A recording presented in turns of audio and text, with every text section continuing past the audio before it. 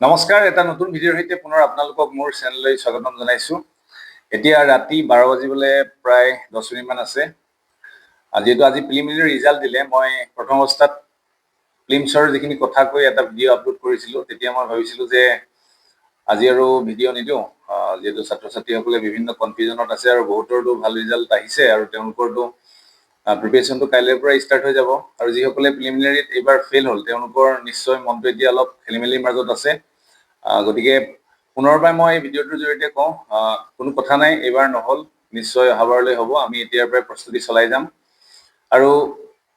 নিদিওঁ বুলি ভাবিও মই এইমাত্ৰ ৰাতি এতিয়া ঠিক এই সময়তো মই কি কাৰণে ভিডিঅ'টো বনাবলৈ ভাবিলোঁ, তাৰ এটাই কাৰণ হ'ল মোৰ এই চেনেলটোৰ এটা মটো, যিটো মটো মই ফ'ল' কৰিব খোজোঁ। মই আপোনালোকক পৰ বুলি কৈ থাকিলে নহ'ব। মই আপোনালোকক এখন ৰুটিনো প্ৰভাইড কৰিছোঁ, কি ধৰণে মেইনছৰ প্ৰিপেৰেশ্যন এই সময়ছোৱাত কৰিব লাগিব। গতিকে মই আপোনালোকক পৰ বুলি যেতিয়া কৈ আছোঁ, ময়ো সেই কামটো কৰিছোঁ নাই, বা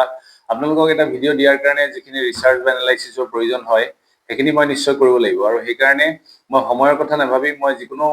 মুহূৰ্ততে আপোনালোকৰ কাৰণে, আপোনালোকক সহায় কৰিবৰ কাৰণে প্ৰস্তুত হৈ থাকোঁ। কথাখিনি মই আপোনালোকক একদম ফ্ৰীলি কৈ যাম, সেইকাৰণে লগত একাপ চাহো লৈ লৈছোঁ, যিহেতু ইমান ৰাতি হ'ল। সৰুতে এষাৰ কথা আমি পঢ়িছিলোঁ, hit the iron when it is red. ঠিক এই মুহূৰ্তত যেতিয়া আপোনালোকৰ আজি ভাল ফলাফল আহিছে আৰু হাতত প্ৰায় 2.5 মাহমান সময় আছে, সেই সময়ছোৱা আপোনালোকৰ কাৰণে কিমান ক্ৰুচিয়েল সেইটো হয়তো আপোনালোকে নিজেও জানে। গতিকে এই সময়টো আমি কি ধৰণে ভালদৰে ইউটিলাইজ কৰিম, তাৰ ওপৰত মই এই ভিডিঅ'টোৰ আৰম্ভণিতে দুআষাৰ কথা ক'ম। কাৰণ এটা প্ৰপাৰ ষ্ট্ৰেটেজি নহ'লে কিন্তু এই সময়টো আমাৰ কাৰণে বহুত ডিফিকাল্ট হৈ পৰিব। আমি এই মেইনছৰ কাৰণে দুই ধৰণৰ ছাত্ৰ ছাত্ৰী পাওঁ। এক ধৰণৰ ছাত্ৰ ছাত্ৰীয়ে বহু সময় জুৰি মেইনছৰ কাৰণে প্ৰস্তুতি চলাই আছে, আৰু এনেকুৱা ছাত্ৰ ছাত্ৰী আছে যে তেওঁলোকৰ ছাডেন এই ৰিজাল্টটোত ভাল হৈছে আৰু তেওঁলোকৰ বিশেষ কিন্তু মেইনছৰ প্ৰস্তুতি নাই। সেইকাৰণে এই দুই ধৰণৰ ছাত্ৰ ছাত্ৰীৰ কাৰণে আমি কি ধৰণে ষ্ট্ৰেটেজি ক্ৰিয়েট কৰিম, তাৰ ওপৰতে মই আলোচনাটো কৰিম। প্ৰথম অৱস্থাত যিসকলে প্ৰিপেৰেশ্যনটো দীঘলীয়া সময়ৰ পৰা কৰি আছে, তেওঁলোকৰ কাৰণে এটাই ভাল, তেওঁলোকে এতিয়া টেষ্ট চিৰিজৰ দৰে বিভিন্ন ধৰণৰ যিখিনি প্ৰিভিয়াছ কুৱেশ্যন হওক সেইখিনি কৰক, এনচাৰ ৰাইটিং কৰক, ইভালুৱেশ্যন কৰক। ইভালুৱেশ্যনটো কৰাৰ বিভিন্ন ধৰণৰ ৱে থাকে। নিজেও আন এনচাৰৰ লগত তুলনা কৰি চাব পাৰে, যিখিনি টপাৰ এনচাৰ্ছ আমি পাওঁ এভেইলেবল থাকে, বা মোকো আপোনালোকে চেণ্ড কৰিব পাৰে, বা আন যিকোনো ব্যক্তি যিসকলে এই পৰীক্ষাৰ লগত জড়িত হৈ আছে বা আগতে ক্লিয়াৰ কৰিছে, তেওঁলোকক আপোনালোকে নিজৰ বহিখিনি ইভালুৱেশ্যন কৰিবৰ কাৰণে দিব পাৰে, আৰু কোচিং চেণ্টাৰতো সেইখিনি উপলব্ধ হয়। গতিকে ৰিভিজনটো খুব জৰুৰী হয়। আপোনালোকে ইমান দিনে যিখিনি পঢ়িলে কাৰেণ্ট এফেয়াৰ্ছৰ ওপৰত ৰিলেট কৰি পেলাই আপোনালোকে মনত ৰাখি ৰিভিজনটো ষ্ট্ৰং কৰি পেলাই আপোনালোকে এনচাৰ ৰাইটিংটো কণ্টিনিউ কৰক। আনহাতে যিসকলে এই সময়ছোৱাতে বেছি পঢ়িবৰ কাৰণে ৰৈ আছে বা বেছি পঢ়িব লগা হৈছে, কাৰণ হয়তো কোনোবা ৱৰ্কিং পাৰ্চন হয় বা কোনোবাই বিভিন্ন কাৰণত প্ৰস্তুতি ঠিককৈ কৰিব পৰা নাছিল, তেওঁলোকৰ কাৰণে এটা প্ৰপাৰ শ্বিডিউল বনাব লাগিব।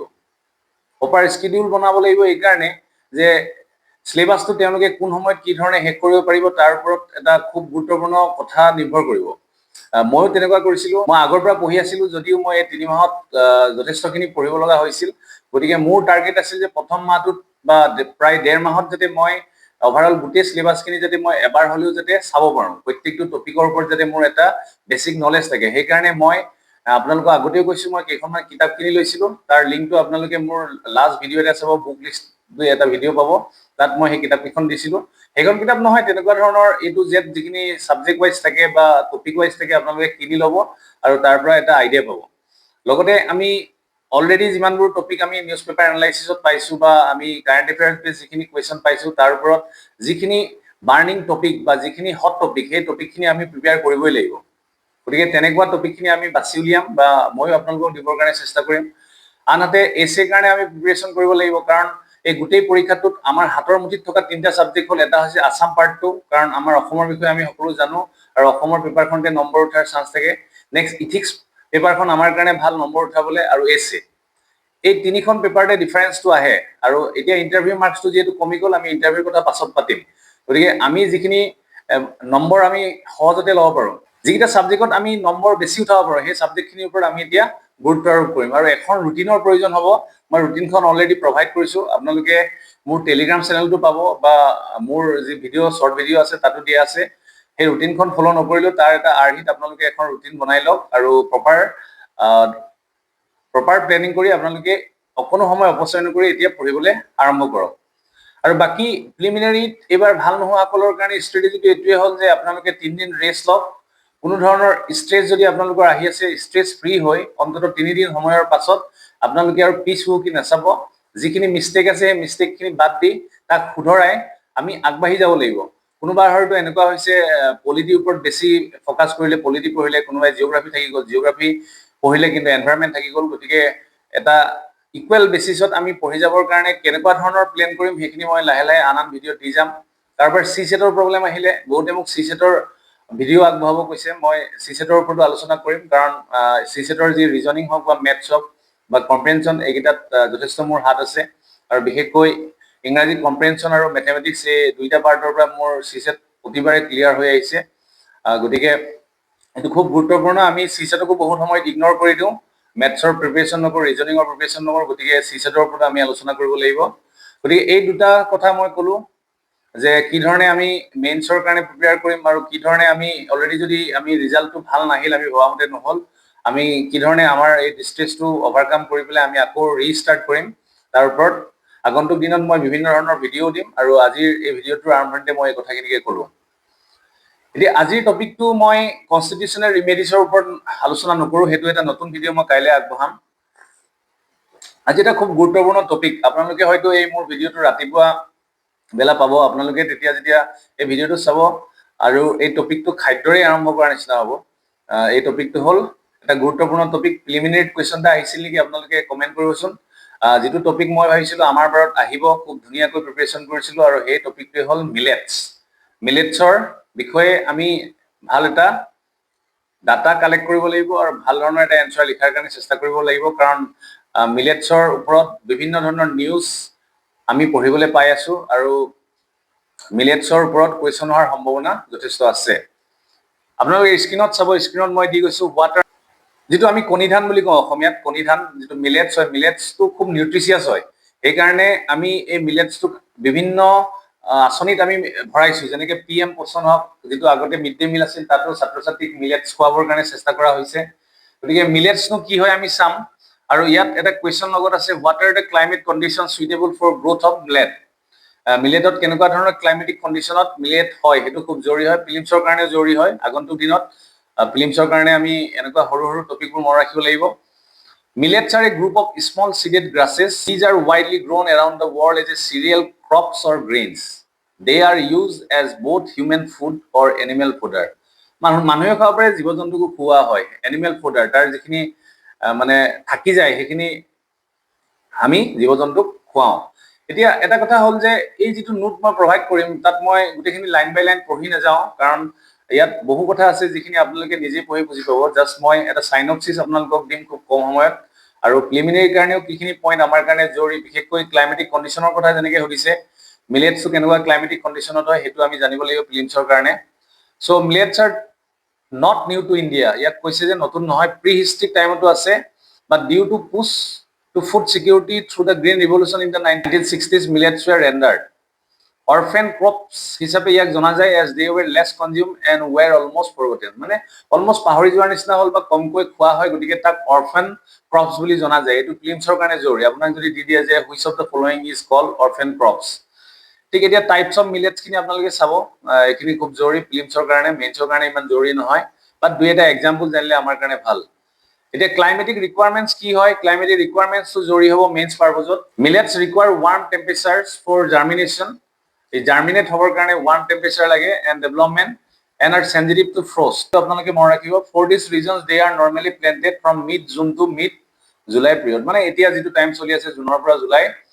মাজভাগত ইয়াক কৰা হয় optimum soil temperature for seed germination are ইয়াত temperature যেটো পৰিমাণ হেতু আমি প্ৰিলিমছৰ কাৰণে মন ৰাখিম 20 degree to 30 degree millets are efficient users of water and grow well in areas of low moisture এটা বাক্য দিছে আপোনালোকে চাব millets are efficient users of water and grow well in areas of low moisture ভালদৰে ই water use কৰে আৰু low moisture থকা জায়গাটো ই ভালদৰে গ্ৰো কৰিব পাৰে গতিকে আমি মিলেটছক আমি যেতিয়া ডাইৰেক্ট মিলেটছৰ কোৱেশ্চন নাপালেও যদি আমাৰ এগ্ৰিকালচাৰ ৰিলেটেড কিছুমান ইস্যুৰ ওপৰত যদি আমি কিবা ধৰণৰ কোৱেশ্চন পাওঁ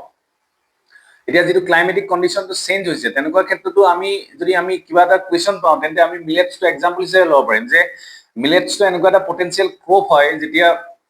টেম্পাৰেচাৰ বা এনেকুৱা ধৰণৰ যিটো পাৰিৱেশিক যিটো পৰিৱৰ্তন আহিছে তেনেকুৱা ক্ষেত্ৰত মিলেটছটো আমাৰ কাৰণে এটা অল্টাৰনেটিভ হ'ব পাৰে গতিকে এপ্লিকেবিলিটিটো কিন্তু মেইনছত বহুত জৰুৰী আপোনালোকে এতিয়া যেতিয়া মেইনছৰ কাৰণে প্ৰস্তুতি চলাব একচুৱেলি এতিয়া আপোনালোকৰ যিটো পিকআপ সেইটো বেছি বাঢ়িব মই এইটো বিশ্বাস কাৰণ সব ষ্টুডেণ্টৰ আফটাৰ ৰিজাল্ট তেওঁলোকৰ পঢ়াটো বেছি ভাল হয় গতিকে এতিয়া পঢ়ি থাকোঁতে আপোনালোকে চাব যে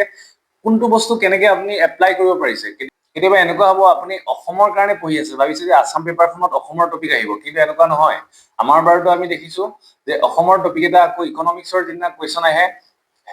ইকনমিক্সৰ যিদিনা পৰীক্ষা আছে ইকনমিক্সৰ পাৰ্টতো আহি যাব পাৰে বা অসম পলিটিৰ টপিক এটা পলিটি কুৱেশ্যনতো আহি যাব পাৰে গতিকে এনেকৈ আমি পঢ়িব লাগিব They can grow in areas with annual rainfall. Annual rainfall range to about 30 to 50 centimeter. Are often grown as catch crop. A crop grown in the space between two main crops. The main crops are মাজত যেতিয়া বেলেগ এটা crops কৰা যায় তাক catch crop বুলি কয় ইয়াকো millets কো তেনেকৈ কৰা হয় soil requirement to sabo millets are highly adaptable to a variety of soil condition from extremely poor to very fertile etu eta important মানে millets to etia at present আমি এই কাৰণে পঢ়িব লাগে বা এই কাৰণে পৰীক্ষা হোৱাৰ চান্সেছ থাকে যে ই এতিয়া আমাৰ কাৰণে এটা অল্টাৰনেটিভ হ'ব পাৰে আমি ষ্টেপল ফুড হিচাপে যেনেকৈ আমি ভাত খাওঁ বা ৰুটি খাওঁ তাৰ ঠাইত আমি মিলেটছটো আমি চেঞ্জ কৰিব পাৰোঁ নেকি এনেকুৱা ধৰণৰ এটা ডিবেটেবল কথা থাকে গতিকে সেই ক্ষেত্ৰত আমি মিলেটছৰ যিটো টপিক সেই টপিকটো আমাৰ কাৰণে গুৰুত্বপূৰ্ণ হৈ পৰে নেক্সট ইয়াত মেপ দিয়া আছে আপোনালোকে চাব মই গোটেইখিনি পঢ়ি নাযাওঁ মেপেহেদি মই গোটেইখিনি দি দিছোঁ ইণ্ডিয়ান এক্সপ্ৰেছৰ পৰা ইয়াক অনা হৈছে millet production in India millet production ইণ্ডিয়াত কিমান হৈ আছে এতিয়া এইটো চাব 17 million tons of millets a year যথেষ্টখিনি হৈছে it is 80% of Asia's and 20% of the global output আটাইতকৈ জৰুৰী গতিকে মিলেটছৰ ওপৰত যেতিয়া কুৱেশ্যন আহিব আমি এইটো ডাটাৰে ষ্টাৰ্ট কৰিব পাৰোঁ যে ইণ্ডিয়াই 80% এছিয়াৰ মিলেটছ প্ৰডাক্ট কৰে আৰু গোটেই ৱৰ্ল্ডৰ যিটো হয় তাৰ 20% প্ৰডাক্ট কৰে 10 ষ্টেটছ কেৰেক্টাৰাইজ বাই দিয়া আছে এইখিনি চাব এইখিনি মই পঢ়ি নাযাওঁ ছিগনিফিকেঞ্চ ছিগনিফিকেঞ্চটো কিয় এইটো আমি আচলতে ইণ্টাৰনেশ্যনেল ইয়েৰ অফ মিলেটছ এইটো মই পৰীক্ষা দিয়া বছৰে আছিল আপোনালোকে এইটো চাৰ্চ কৰিবচোন ইণ্টাৰনেশ্যনেল মিলেট ইয়েৰ কোনটো বছৰ পৰিছিল এট প্ৰেজেণ্ট মোৰ মনলৈ অহা নাই আৰু মই বস্তুটো চাৰ্চ কৰিবলৈ এতিয়া মোৰ নেটটো একেবাৰে শ্ল' সাংঘাতিক শ্ল' ইয়াত মাজুলীত মই য'ত থাকোঁ পেথেটিক নেটৱৰ্ক বুলি ক'ব পাৰি বহুত দিগদাৰ হৈ যায় এটা ভিডিঅ' আপলোড কৰিবলৈ মই ইফালে সিফালে অহা যোৱা কৰি থাকিব লাগে এতিয়া ছিগনিফিকেঞ্চটো চাওঁ promotion of millets on national and global level খুব জৰুৰী even promotion of millets at G20 dinner G20টো ডিনাৰ হিচাপে ইয়াক প্ৰমোট কৰা হৈছিল কমাৰ্চিয়েলাইজেশ্যন অফ দ্য ক্ৰপ ইয়াক কমাৰ্চিয়েলাইজ কৰিব পাৰি নেকি capitalization of the crop by big and small companies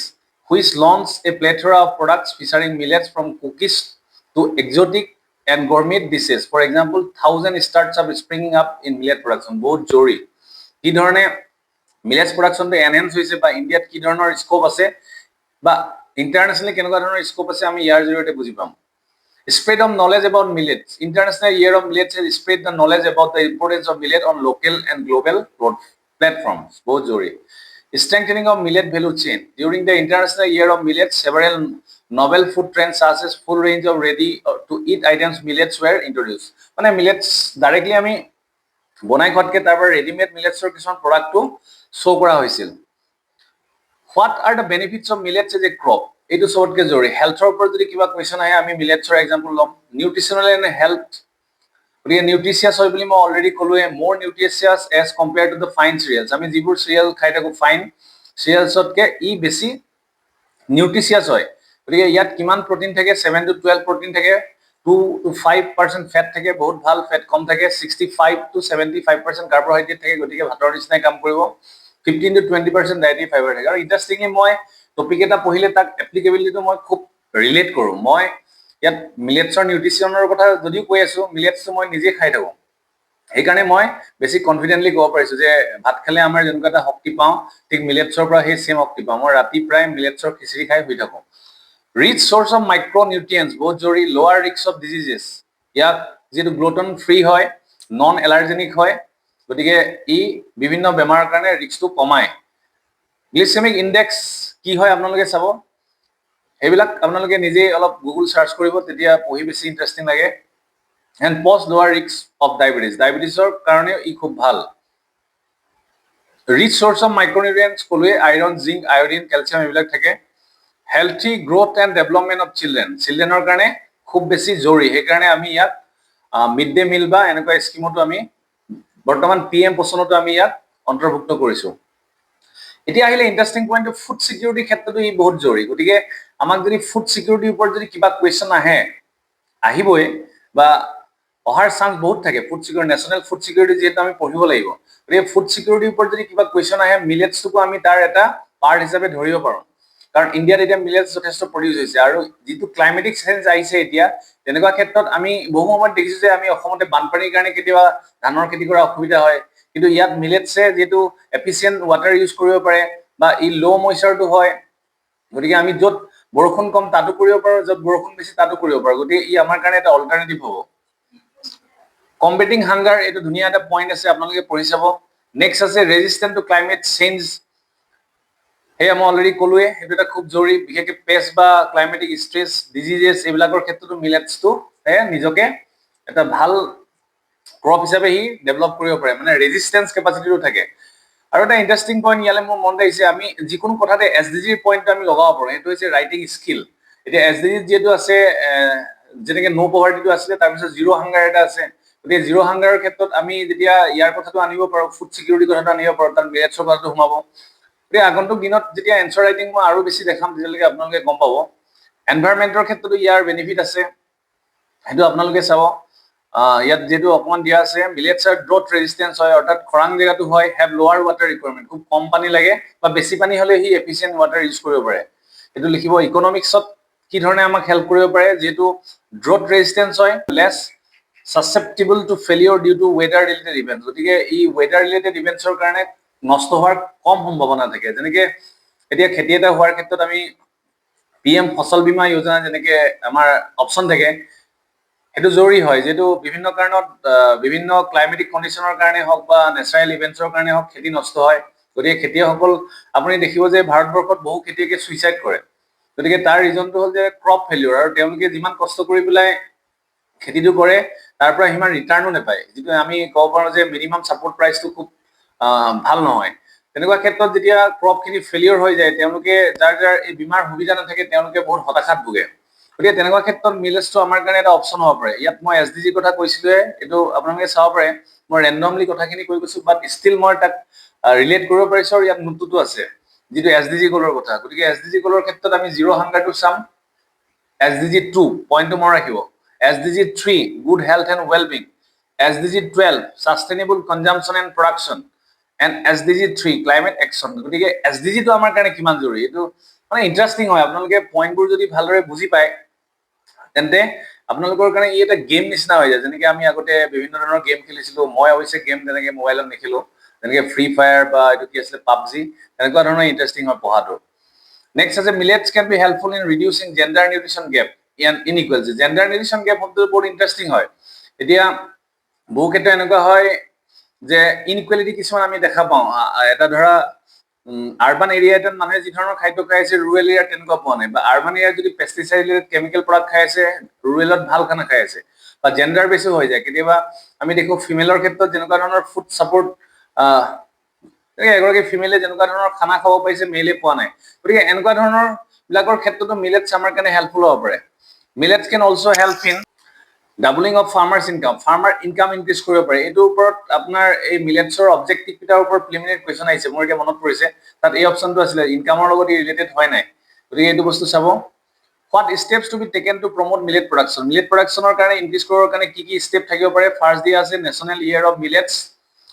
এইটো মই যিহেতু সুধিছিলোঁ, 2018টো আছিলে নেশ্যনেল ইয়েৰ অফ মিলেটছ, অৰ্থাৎ আমাৰ ভাৰতবৰ্ষৰ ক্ষেত্ৰত, আৰু 2023টো হ'ল ইণ্টাৰনেশ্যনেল ইয়েৰ অফ মিলেটছ, অৰ্থাৎ মই যি বছৰ পঢ়ি আছিলোঁ, যি বছৰ পৰীক্ষাত পঢ়িছিলোঁ, সেই বছৰ ইণ্টাৰনেশ্যনেল ইয়েৰ অফ মিলেটছ আছিলে, সেইকাৰণে প্ৰিপেয়াৰ কৰিছিলোঁ। Next revamp national food security mission operational guidelines, গতিকে নেশ্যনেল ফুড ছিকিউৰিটি আণ্ডাৰটো ইয়াক গুৰুত্বপূৰ্ণ ভূমিকা লয়। ইয়াত বক্সত দিয়া আছে, আপোনালোকে পজ কৰি পঢ়ি চাব। এগ্ৰিকালচাৰ ইনফ্ৰাষ্ট্ৰাকচাৰ ফাণ্ডৰ ক্ষেত্ৰতো আমি ইয়াক এটা ৱে ফৰৱাৰ্ড হিচাপে ল'ব পাৰোঁ। 14 billion US dollar agriculture infrastructure fund has pushed investment across state to support millet. Both interesting hoy. 10,000 FPOs program. One district, one product. Etu topic এদিন পঢ়িব লাগিব। One district, one product to খুব জৰুৰী। State government initiative থাকে। Orissa government's 5 years millet mission তেনেকে আমি অসমতো লৈছো নেকি বা অসমত লব পাৰি নেকি গতিকে ইয়াত গুটেখিনি স্টেপ দিয়া আছে এখিনি আমাৰ কাৰণে খুব জৰুৰী challenges খিনি চাম what are the challenges with millet crop production in country monocropping declining acreage and production lesser remuneration declining millets intake আৰু inconsistency supply and demand processing issues low shelf life ease of consumption option in PDS এইকেইটা point মই একো ধৰণৰ ইলাবৰেট কৰা নাই already ভিডিওটো দীঘল হৈছে ভিডিও দীঘল হোৱাৰ কাৰণে বুলি নহয় বাট এইখিনি আপোনালোকক একদম পইণ্ট ৱাইজ ডাটা ৱাইজ দিয়া আছে just you have to remember and write in the exam আপোনালোকে নিজে এবাৰ পঢ়ি চাব লাষ্টৰ ৱে ফৰৱাৰ্ড এটা আছে ৱে ফৰৱাৰ্ডটো আচলতে আমি যিখিনি ষ্টেপ ল'ব লাগে তাৰ ওপৰত বেছ কৰি হয় forefront of India's agricultural policy millets need to be part at the forefront of India's agricultural policy for the next 10 years promotion of production of millets in rice follows খুব জৰুৰী মানে আমি ইয়াক মেইন হিচাপে ৰাখিব লাগে ফৰফ্ৰণ্টত ৰাখিব লাগে ইনকৰ্পোৰেচন ইন পাব্লিক প্ৰগ্ৰাম যিবিলাক পিডিএছ পাব্লিক ডিষ্ট্ৰিবিউচন সিস্টেম আছে বা মিড ডে মিল স্কিম ইয়াত অলৰেডি কৈছে তাত ইয়াক অন্তৰ্ভুক্ত কৰিব লাগে বিশেষকৈ মিলেটছক কৰিব লাগে জোৱাৰ বা বাজৰা ৰাগি এইবিলাকতকে মিলেটছক কৰিব লাগে প্ৰডাকশ্যন প্ৰচেছিং এণ্ড ষ্ট'ৰেজ তাৰ কাৰণে আমি মিলেটছৰ গুৰুত্বপূৰ্ণ ভূমিকা লোৱাৰ ক্ষেত্ৰত আগবঢ়াব পাৰোঁ Millet cultivation should be encouraged because it's climate resilience. কৈছে মই ক্লাইমেটৰ কাৰণে যিকোনো ক্লাইমেটত ইয়া হয় গতিকে ইয়াক আমি ব্যৱহাৰ কৰিব পাৰোঁ শৰ্ট ক্ৰপিং পিৰিয়ড খুব কম সময়ত হয় আৰু কেপাচিটি টু থ্ৰাইভ ইন পুৱাৰ সয়েলছ বেয়া সয়েলটো হয় মাউণ্টেনিয়াছ টেৰেইনতো হয় পাহাৰীয়া অঞ্চলতো হয় উইথ লিটিল ৰেইন কম বৰষুণতো হয় Women millets farmers in rain-fed areas have to be empowered through capacity building and skill training. বঢ়িয়া মাৰ্কেটিঙৰ ক্ষেত্ৰতো আমি ইয়াক যিটো ইলেক্ট্ৰনিক এগ্ৰিকালচাৰ নেশ্যনেল মাৰ্কেট ই নাম এইবিলাক আমি পঢ়িম পাছত একিনতে পঢ়িম গতিকে তাতো আমি ইয়াক ফোকাস কৰিব লাগে for sourcing quality millets as well as their steady marketing by entrepreneurs there is a need to linking small marginal millets farmer to online marketing platform খুব জৰুৰী mission for millets state government must also launch mission for millets production with the help of international organization খুব জৰুৰী গতিকে মিলেটছটো আমাৰ কাৰণে কিমান জৰুৰী আপোনালোকক মই টপিকটো দিছো যে ইয়াত বিভিন্ন ডাটা দিছো বিভিন্ন পইণ্ট দিছো বাট কি ধৰণে কেনেকে ধৰণে কোৱেশ্যনত আপোনালোকে ইয়াক ব্যৱহাৰ কৰিব পাৰিব তাৰো এটা ৱে মই আপোনালোকক দেখাইছো যে এছডিজি গোলটোক আমি কি ধৰণে ৰিলেট কৰিব পাৰো বা ফুড সিকিউৰিটিৰ ওপৰত কোৱেশ্যন আহিলে মিলেটছটো আমাৰ কাৰণে কেনেকুৱা ধৰণৰ এটা অপচন হ'ব বা ক্লাইমেটিক কণ্ডিশ্যনৰ ওপৰত যদি কিবা ধৰণৰ কোৱেশ্যন আহে তেন্তে আমি মিলেটছক আকৌ অন্তৰ্ভুক্ত কৰিব পাৰিম গতিকে অভাৰঅল ইটো টপিক হিটো টপিকৰ লগত ৰিলেট হয় আৰু তাৰ মেইন কথাটো হ'ল যে আপুনি তাক কি ধৰণে ৰিলেটেবল কৰিব পাৰিছে আৰু প্ৰেজেন্ট কৰিব পাৰিছে উইথ এক্সাম্পল এণ্ড ডাটা গতিকে সেইটোৱে হৈছে মেইন চেলেঞ্জ হয় আৰু আপোনাৰ এনসাৰটো আনতকে ইউনিক হ'ব লাগিব গতিকে সেই কথাটো আপোনালোকে মনত ৰাখিব ডায়াগ্ৰাম ফ্লো চাৰ্ট বা পইণ্ট ৱাইজ যিমান ডিষ্টিংকে আপোনালোকে লিখিব পাৰিব সিমানে পৰীক্ষকজনে আপোনাক নম্বৰ দিয়াৰ সম্ভাৱনা বেছি থাকে গতিকে আজিৰ ভিডিঅ'টো ইমানতে ৰাখিছো গতিকে আন এটা ভিডিঅ'ৰ সৈতে আপোনালোকক আকৌ লগ পাম আজিৰ ভিডিঅ'টো ইমানতে ৰাখিছো নমস্কাৰ